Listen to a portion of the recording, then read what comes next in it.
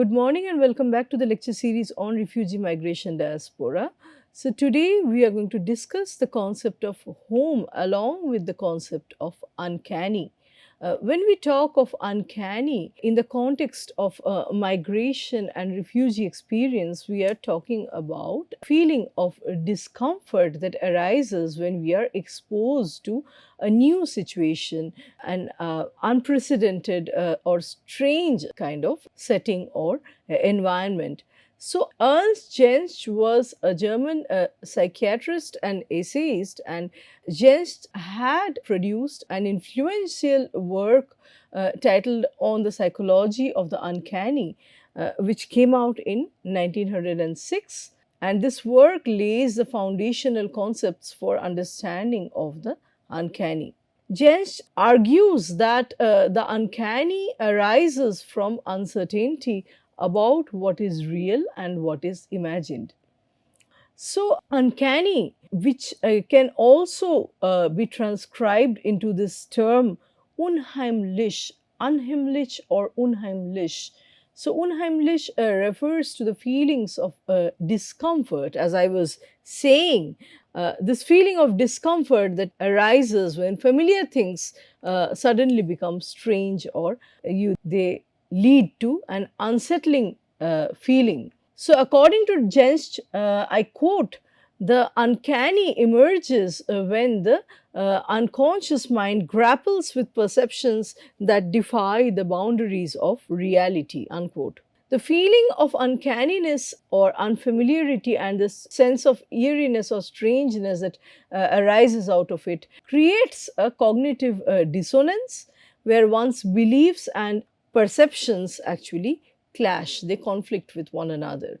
This dissonance, this chaotic state can lead to a feeling of alienation and also a sense of confusion, especially when one is moved to or transposed to a new environment. So the sense of dissonance, the sense of chaotic state of mind can lead to feelings of alienation and confusion, especially in a new milieu. So, this dissonance can lead to feelings of alienation and confusion, especially when a person is transposed to a new milieu. While Jentsch's work does not address the issues of migration or refugees directly, his concepts can be extended and applied in our understanding of the psychological experiences of the displaced population. Refugees often face environments where familiar cultural symbols seem to have become alien, and this alienation of familiar cultural symbols or familiar understandings, familiar codes, this defamiliarization of familiar codes and symbols heighten their feeling of uprootedness, of dislocation.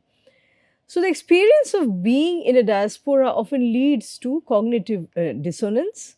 This is, also applied, this whole idea of unheimlich, of uprootedness, and thereby the mental dissonance and chaotic state can be applied to the refugee state as well as the state of being in a diaspora, where one's identity feels fragmented beyond reconciliation. Refugees often feel torn between their heritage and the new cultural context that they are in. And this leads to an internal struggle, an internal conflict, and the uncanny we are talking about embodies this struggle or conflict. So, to quote Jentsch here, without a doubt, this word unheimlich or uncanny appears to express that someone to whom something uncanny happens is not quite at home or at ease in the situation concerned, that the thing is, or at least seems to be foreign to him, unquote. So, Jentsch associates this feeling of unheimlich or uncanny with a lack of orientation. When a person feels disoriented, a person feels inadequate, you know, to the symbology that surrounds, that encompasses him or her, and he or she is inadequate, unable to decode the surroundings in a way, to disinter the meaning, to decipher the significance of one's immediate surrounding. That leads to a sense of unfamiliarity, a sense of discomfort, and that's precisely what unheimlich or uncanny is about. So the experience of seeing one's cultural practices as acknowledged and yet foreign can create a profound sense of the uncanny, where one's own cultural practices, one's clothing, one's food habits, one's language are treated as foreign in a land. Even if those practices are acknowledged, they are not seen as illegal or criminal, but they are seen as foreign. You know, this kind of foreignness, this kind of alienation of certain practices can accentuate the sense of a group's sense of uncanny. It can accentuate, it can further emphasize a profound sense of the uncanny among a group. So, encountering the uncanny can lead to anxiety, depression, as well as a struggle for identity. The feeling of not belonging can further be exacerbated, it can further be worsened through a cognitive dissonance. So, Jen's argument suggests thereby that this dissonance can amplify the feelings of the uncanny as the individual wrestles with his or her identities and the fear of losing connection to both the past and the present. So, when a person feels disconnected, you know, that is something very immediate, very, you know, synonymous with the experience of uprootedness. A person has been disconnected from his or her land of birth due to some political unrest, some natural disaster, and so forth.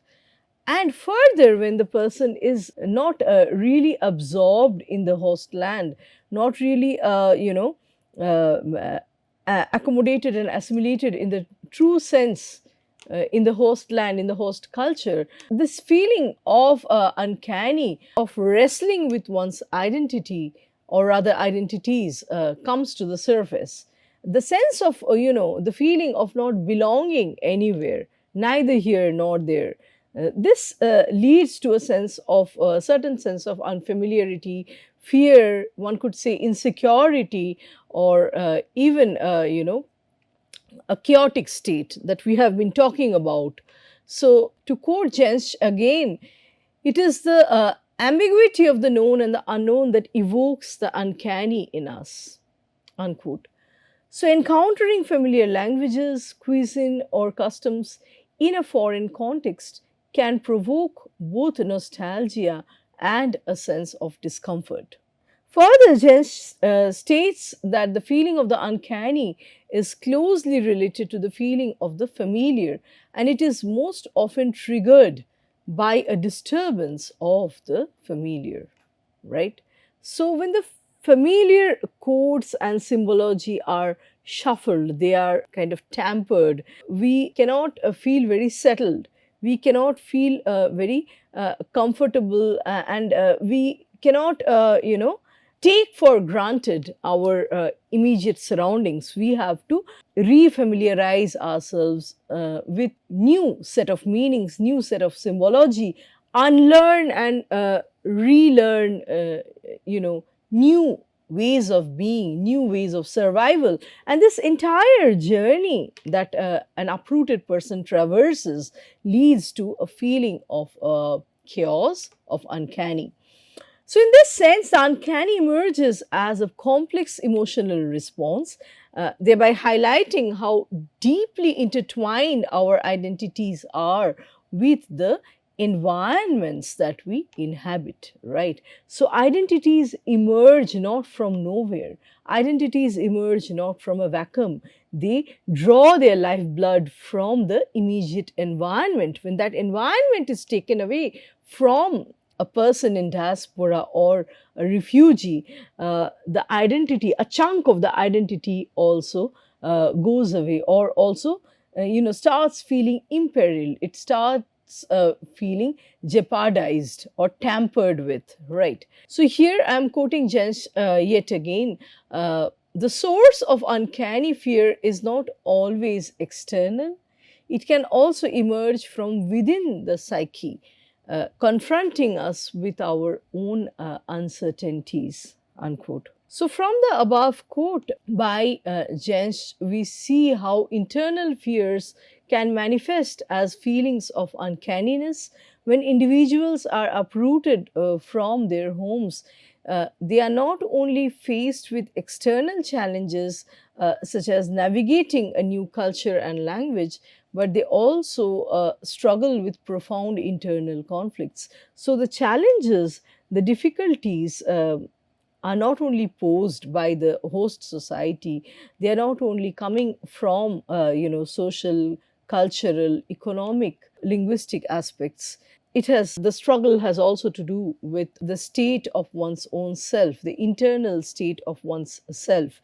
So this can include grappling with feelings of loss, identity crisis, as well as the haunting memories from the past. So, in literature and artworks, the uncanny often serves as a device to create and represent tension, chaos, and ambiguity in a given situation. Authors and artists use familiar settings or characters in unfamiliar ways in order to elicit this sense of uncanny. Now, based on this background, we are going to understand the novel The House of the Spirits by Isabel Allende. So, The House of the Spirits is a novel by Isabel Allende which was published in the year 1982. The story spans several decades and follows the Truba family in Chile. So, the Truba family is located in Chile, and so the plot line of the novel intertwines personal narratives with the socio-political changes that were happening in the country. Author Isabel Allende is a renowned Chilean author who is best known for her novel The House of the Spirits. And this novel blends personal and political narratives through magical realism. So, this is one of the major traits that we find in the genre of magical realism, where through personal stories, we are also, throwing in glimpses of the contemporary political times, contemporary political happenings. The two are interwoven and they speak to each other, they kind of construct each other, right? The personal cannot be dissociated from the political, and the real cannot be dissociated from the magical. When the two blend, what results is the magical realism, right? So, the magical realism, which actually is a commentary on contemporary political, social, or some kind of, it could be a comment on race, it could be a comment on gender, it could be a comment on ethnic violence. So it is using a magical lens in order to comment on some kind of bias, some kind of injustice that is happening in the contemporary times. It could be in the form of a political era, a political regime, some kind of social unrest. It could be some gendered treatment or some racist or ethnic violence. So, magical realism uses the device of magic, the device of ostraneny or defamiliarization in order to comment on the real that can be questioned, the real that is problematic. So we see here that Isabel Allende's experiences of exile and loss heavily influence her writing, which often features strong female characters and themes of social justice. So, just like I was saying, magical realism uses the lens of the magic. It deploys ostronyny or defamiliarization to talk about social issues. Here too, we see that Hollande is, talking about social injustice or propping up the themes of justice in society through her strong female characters.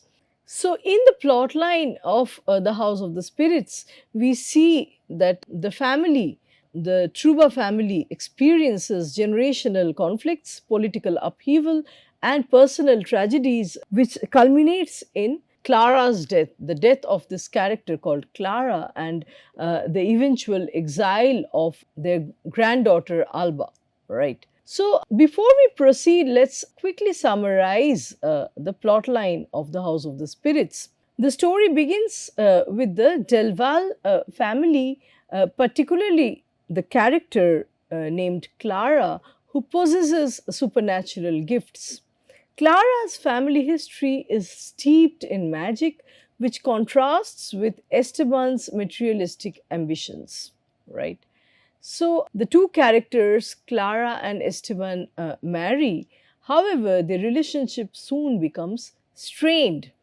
Esteban's harshness, materialistic aims and ambitions, and his possessiveness towards Clara clash with Clara's gentle nature, and we see that Esteban is often neglecting Clara's emotional needs. Now, the character of Blanca Truba, Blanca, who is the daughter of Esteban and Clara, falls in love with a man called Pedro Tercero. So, Pedro Tercero is the man that Blanca loves. However, this love relationship between Blanca and Pedro is fraught with obstacles due to class differences. Esteban, obviously a man of positions, a man of materialistic, aims, disapproves of Pedro, and it leads to tension and conflict. As the story progresses, the political landscape shifts, reflecting real historical events. Pedro becomes involved in revolutionary activities, which further alienates him from Esteban and his family. And the story, the plot line illustrates the class struggles in the society, in the Chilean society. Next, we see Ferula, the character of Ferula, who is Esteban's sister. And her life is marked by unrequited love for him and a profound sense of isolation as a result. Ferula dedicates herself to the family, particularly caring for her mother. However, in turn, she feels increasingly marginalized as Esteban prioritizes his own ambitions, and afterwards he gets married to Clara. So, Ferula's emotional turmoil represents a haunting presence in Esteban's life. It comes back as a haunting presence in Esteban's life.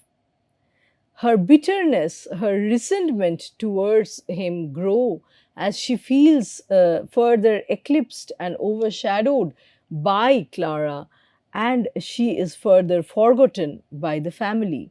So, Ferula Truba's character in The House of the Spirits is complex and deeply intertwined with the themes such as rejection, betrayal, and familial loyalty. Now we see that Clara's death in the story marks a turning point for the entire family. Esteban, now faced with the consequences of his own actions, begins to reflect deeply on his own life.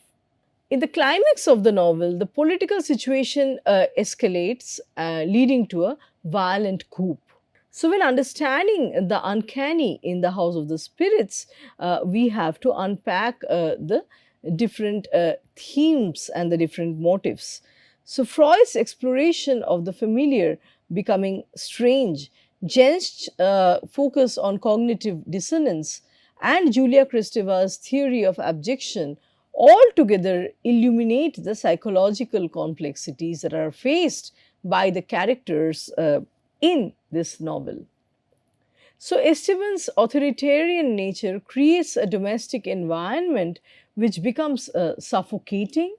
His home, which is meant to be a safe space, transforms into a site of conflict and trauma.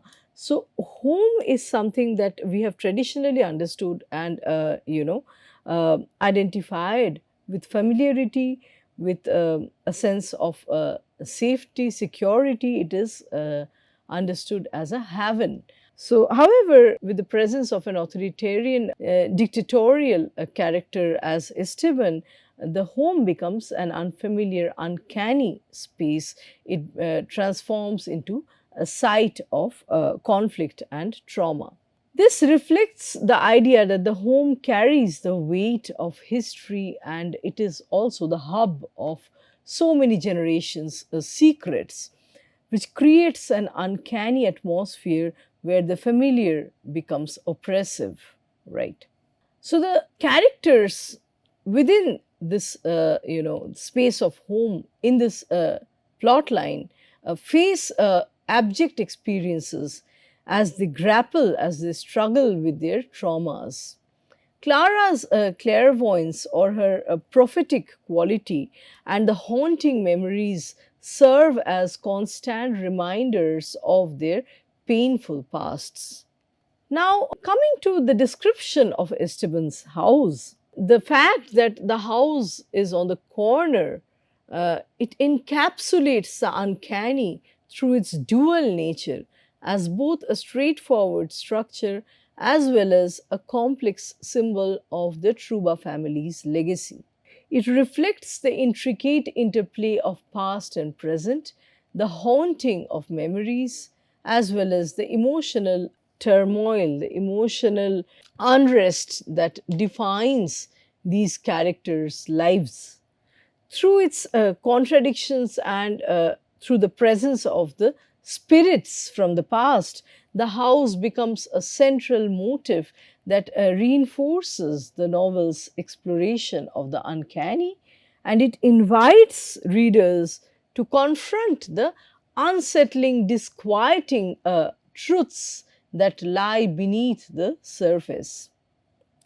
So, here is an extended quotation, an excerpt from The House of the Spirits. I would read out the excerpt.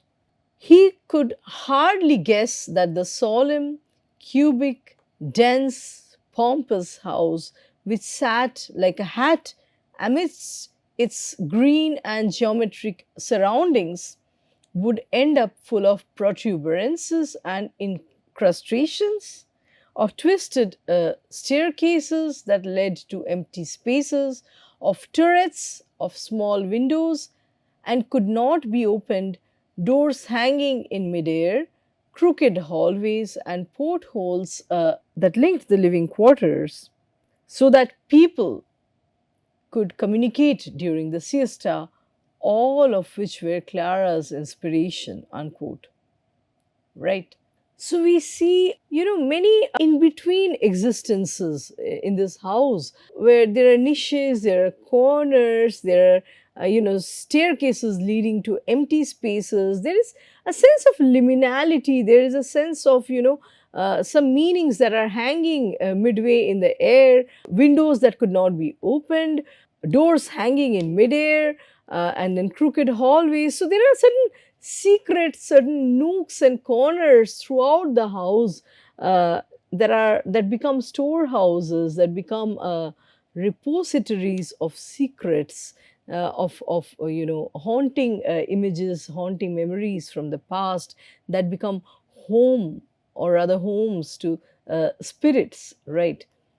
So the house starts as a grand structure, but then it becomes increasingly cluttered with impractical additions. And these additions reflect Esteban's desire for status, but at the same time, they also create a sense of chaos and confusion, mirroring the complexities of the family's history. Clara's inability to communicate with the spirits ensures that the house is filled with ghosts and memories. This supernatural presence in the house makes the house feel alive with past traumas. It is never ridden of those past traumas, which leads to an atmosphere of constant, you know, unease and disquiet. So, the presence of the ghosts and spirits in the house reinforces the notion that both the house and the narrative are haunted by the past, the memories of previous generations filled with trauma and unresolved issues echo throughout the house, making it a living repository of family history.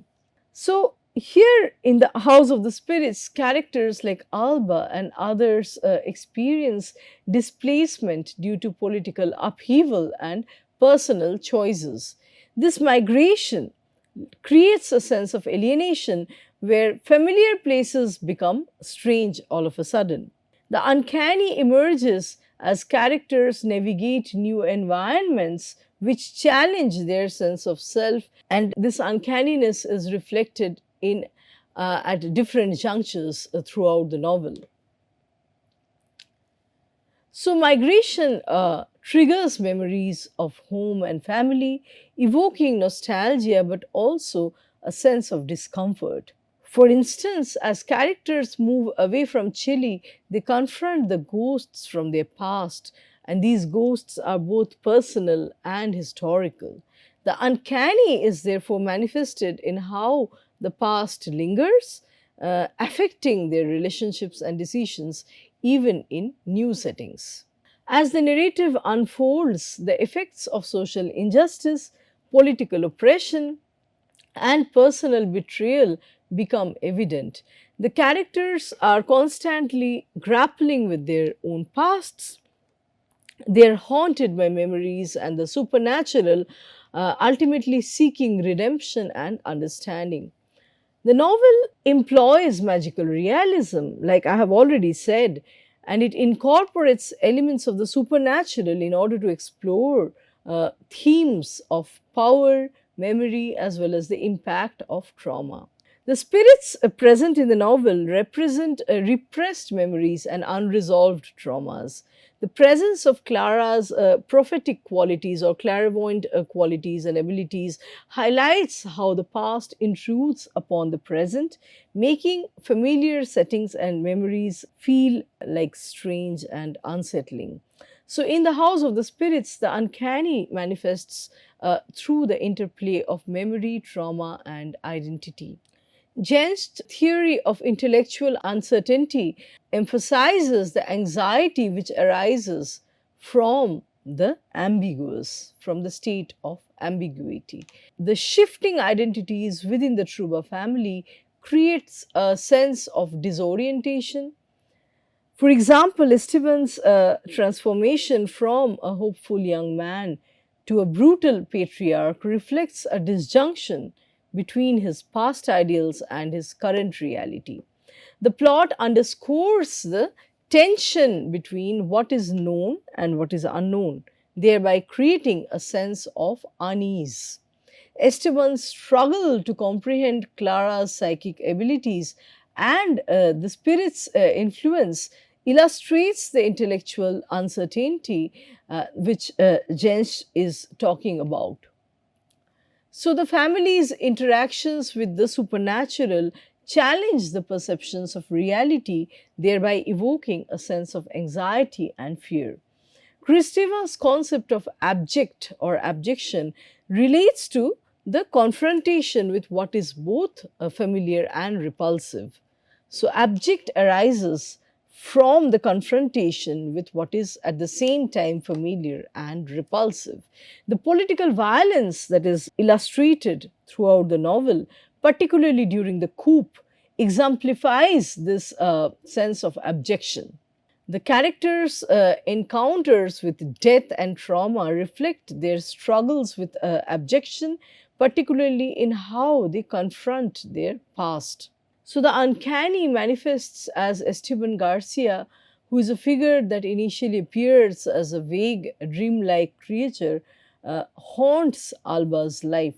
So their encounters are marked by an unsettling familiarity and foreboding, which culminates in a violent confrontation.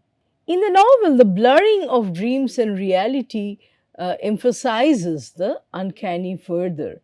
The terror that Alba feels is rooted in a real person who embodies her grandfather's repressed sins. To quote at length, so here is another excerpt from The House of the Spirits.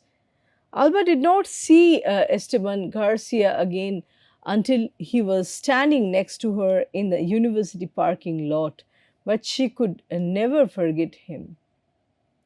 She told no one of that repulsive kiss or of the dreams that she had afterward, in which Garcia appeared as a green beast that tried to strangle her with his paws and asphyxiate her by shoving a slimy tentacle down her throat. Unquote. The multiple meetings between Alba and Esteban Garcia evoke a sense of inevitability, and it suggests that the past cannot be escaped. The past has to be faced, however repulsive or grisly it is. So the relationship between Alba and Esteban serves as a form of retribution for Truba's actions, and it illustrates how unresolved issues from the past can continue to haunt the present. This cyclical nature of time in the novel does not treat time in a unilinear fashion, or there is no particular beginning, middle, or end. There is a cyclic treatment of time and temporality in the novel, which emphasizes the uncanny, which accentuates this uncanniness further, where past traumas manifest in unexpected ways, creating a perpetual state of anxiety and tension. So, the merging of dream and reality alongside the haunting presence from the past creates an unsettling atmosphere which reveals the profound effects of memory and trauma within the Truba family. Their relationship highlights how the legacies of love and violence are inextricably linked, making the familiar feel as strange and threatening. So, Ferula, who is Esteban's sister, curses him after she is thrown out of the house by him upon being discovered in bed with Clara. So Ferula shouts to Esteban, saying, I set my curse on you, Esteban. You will always be alone. Your body and soul will shrivel up and you will die like a dog. Unquote. So Esteban's physical deterioration as he becomes aware of his shrinking body reinforces the notion of the uncanny, where his own body becomes, unfamiliar to him. His decline, his degeneration can be interpreted as a manifestation of his internalized guilt and the repercussions of his oppressive actions that are coming back, that are all coming back to him, that are being manifested on his body, making the familiar, that is his own body, feel like foreign and something that is disturbing him. So, the interplay of magical realism allows the curse to operate on both a symbolic and literal level. Esteban's experiences highlight how past actions reverberate and resonate through time, reinforcing the uncanny feeling that past traumas are never truly buried.